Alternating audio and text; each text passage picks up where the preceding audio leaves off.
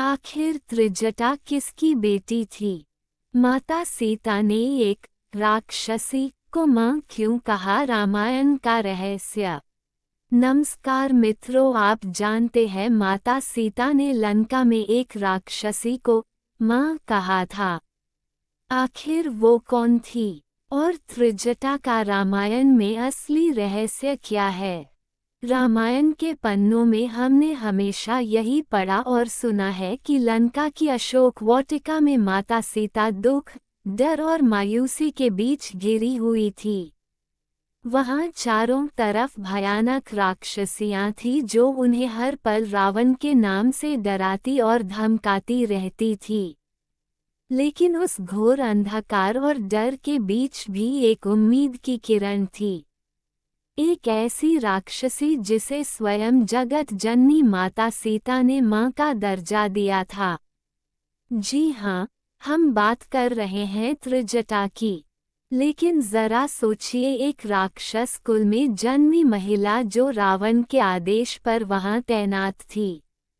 आखिर वो कौन थी जिसे देवी सीता ने अपनी सगी मां जैसा सम्मान और प्रेम दिया? क्या वो सच में विभीषण की पुत्री थी, जैसा कि कई लोग मानते हैं, या फिर उनकी कहानी कुछ और ही है जो इतिहास के पन्नों में कहीं छिपी हुई है? आज के इस वीडियो में हम त्रिजटा के जन्म, उनके असली पिता और उस गहरे रहस्य से पर्दा उठाएंगे जिसे शायद बहुत कम लोग जानते हैं। तो वीडियो को अंत तक जरूर देखिएगा। अशोक वाटिका का दृश्य बहुत ही भयावह था। वहां रावण ने माता सीता की पहरेदारी के लिए जिन राक्षसियों को तैनात किया था वे देखने में जितनी डरावनी थी, उनका व्यवहार उससे भी कहीं ज्यादा क्रूर था। वे हर वक्त सीता जी को तंग करती, डराती और रावण से विवाह करने के लिए दबाव डालती थी। लेकिन दोस्तों, उसी भीड़ में एक चेहरा ऐसा था जिसके माथे पर राक्षसी क्रूरता नहीं बल्कि ज्ञान और भक्ति का तेज था। वो थी त्रिजटा। वाल्मीकि रामायण और रामचरितमानस दोनों में ही इस बात का जिक्र मिलता है कि जहां बाकी राक्षसियां माता सीता को नोचने खाने को दौड़ती थी, वहीं त्रिजटा उन्हें डांट कर भगा देती थी। वह सिर्फ एक पहरेदार नहीं थी बल्कि एक ऐसी ढाल थी जो सीता जी को हर मानसिक और शारीरिक कष्ट से बचाने की कोशिश करती थी। सवाल यह उठता है कि आखिर रावण जैसे अधर्मी की नगरी में जहां पाप का बोलबाला था, वहां त्रिजटा जैसी धर्मपरायण और ममता में स्त्री आई कहां से? क्या वह सिर्फ एक साधारण राक्षसी थी या उसका जुड़ाव किसी ऐसे व्यक्ति से था जो रामकाज में बहुत बड़ा योगदान देने वाला था? चलिए अब जानते हैं उनके असली कुल के बारे में। बहुत से विद्वानों और अलग अलग रामायणों जैसे कि आनंद रामायण में यह माना जाता है कि त्रिजटा और कोई नहीं बल्कि विभीषण की पुत्री थी। जी हाँ, वही विभीषण जो रावण के भाई होकर भी राम भक्त थे। सोचिए, जिस घर में पिता साक्षात धर्म की मूर्ति हो, वहाँ संतानों पर भी तो वही संस्कार पड़ेंगे। विभीषण और उनकी पत्नी शर्मा दोनों ही प्रभु भक्ति में लीन रहते थे। यही कारण था कि त्रिजटा का शरीर भले ही राक्षस कुल का था, लेकिन उनकी आत्मा एक तपस्विनी की थी।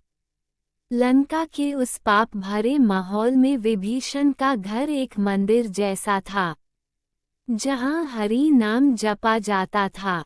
त्रिजटा ने बचपन से ही अपने पिता से धर्म की बातें सीखी थी।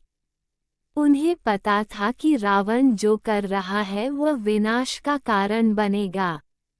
इसलिए अशोक वाटिका में उनकी नियुक्ति भले ही रावण ने एक पहरेदार के रूप में की थी, लेकिन असल में वह वहां एक सेवक और भक्त बनकर माता सीता की रक्षा कर रही थी। जब एक रात माता सीता बहुत ज्यादा निराश हो गई थी और राक्षसियां उन्हें डराने में लगी थी, तभी त्रिजटा ने उन सबको डांटते हुए एक ऐसी बात कही जिससे सबकी रूह कांप गई। त्रिजटा ने कहा, अरे ओ मूर्ख राक्षसियों, सीता को सताना बंद करो और इनके चरणों में गिरकर माफी मांगो। मैंने अभी अभी एक ऐसा स्वप्न देखा है जो लंका के विनाश की गवाही दे रहा है। त्रिजटा ने अपने सपने का वर्णन करते हुए बताया कि उसने देखा है कि रावण तेल से सराबोर होकर मुंडित सिर के साथ गधे पर सवार होकर दक्षिण दिशा यानी मृत्यु की ओर जा रहा है।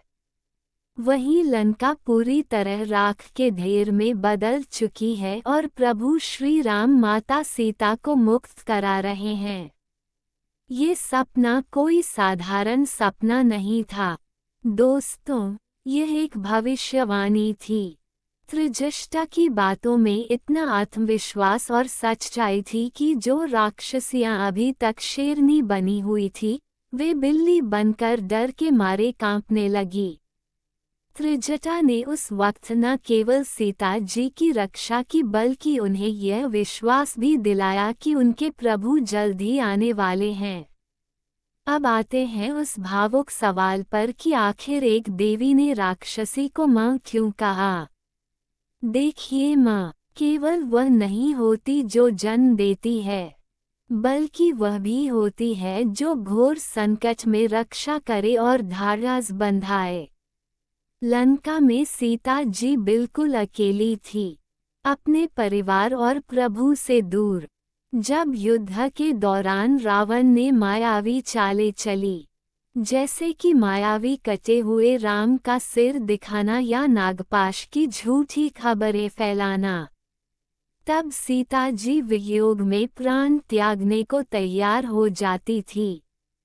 ऐसे नाजुक मौकों पर त्रिजटा ही थी जो उन्हें सच बताती थी और रोकती थी। त्रिजटा उन्हें युद्ध की पल पल की सही डबरे देती और समझाती कि हे माता, धैर्य रखें, प्रभु श्री राम सुरक्षित है और जीत रहे हैं।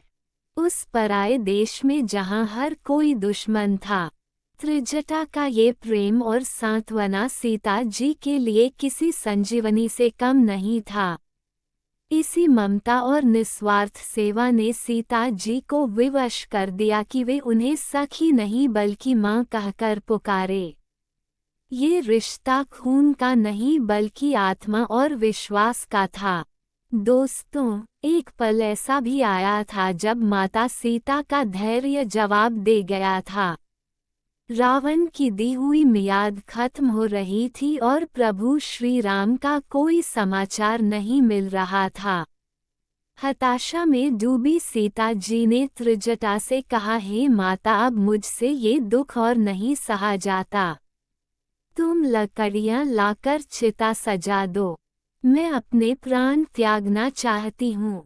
जरा सोचिए उस वक्त स्थिति कितनी गंभीर रही होगी। अगर त्रिजटा एक साधारण राक्षसी होती तो शायद वह सीता जी की बात मान लेती या रावण को बुला लाती, लेकिन ने यहाँ अपनी बुद्धिमानी दिखाई। उसने सीता जी को समझाया कि रात के समय आग नहीं मिलती और उन्हें बातों में उलझाकर उनका ध्यान भटका दिया। उसने सीता जी को प्रभु राम के बल और पराक्रम की याद दिलाई। वह जानती थी कि आत्महत्या महापाप है और अगर सीता जी ने ऐसा कर लिया तो धर्म की हार हो जाएगी। उस रात त्रिजटा ने सिर्फ एक पहरेदार नहीं बल्कि एक रक्षक बनकर सीता जी को मौत के मुंह से वापस खींच लिया था। यही वह पल थे जिन्होंने साबित किया कि लंका में अगर कोई सीता जी का अपना था तो वह सिर्फ त्रिजटा थी। आखिरकार वह दिन आ ही गया जिसका सबको इंतजार था। युद्ध समाप्त हुआ, रावण मारा गया और विभीषण लंका के राजा बने। जब माता सीता के अयोध्या वापस जाने की घड़ी आई तो खुशी के उस माहौल में भी उन्होंने अपनी उस लंका वाली माँ को नहीं भुलाया। विदाई के समय सीता जी ने विशेष रूप से त्रिजटा को बुलाया। वाल्मीकि रामायण और अन्य ग्रंथों में जिक्र मिलता है कि सीता जी ने त्रिजटा को ढेर सारे बेशकीमती रत्न, आभूषण और वस्त्र उपहार में दिए। लेकिन इन धन दौलत से भी बढ़कर जो चीज उन्होंने दी वह था आदर और प्रेम। सीता जी ने भरी सभा में स्वीकार किया कि अगर त्रिजटा न होती तो शायद वह उस नरक में जीवित न बचती। उन्होंने राजा विभीषण से भी आग्रह किया कि त्रिजटा का हमेशा विशेष ख्याल रखा जाए। कहते हैं ना सुख के सब साथी दुख में ना कोई, लेकिन तृष्णा ने दुख में साथ निभाया था, इसलिए माता सीता ने जाते जाते उन्हें वह सम्मान दिया जो इतिहास में अमर हो गया। त्रिजटा की आंखों में खुशी के आंसू थे क्योंकि उनकी बेटी अब अपने असली घर जा रही थी। दोस्तों, त्रिजटा की कहानी सिर्फ त्रेता युग या लंका तक सीमित नहीं रही। क्या आपको पता है कि आज भी कलयुग में एक राक्षसी की पूजा देवी की तरह की जाती है?